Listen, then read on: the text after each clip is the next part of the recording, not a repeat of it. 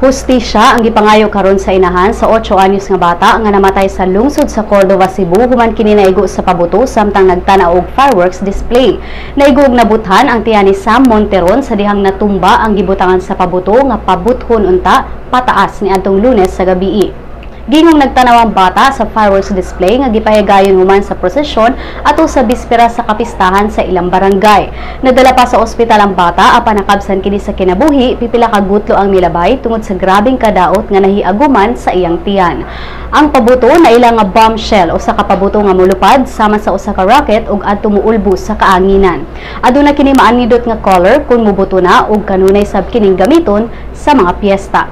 Gisikop na sa kapulisan ang duha ka mga operators nga nidagkot sa pabuto ug nangayo na sab silang pasaylo sa pamilya sa bata tungod kay wala tuyua ang panghitabo.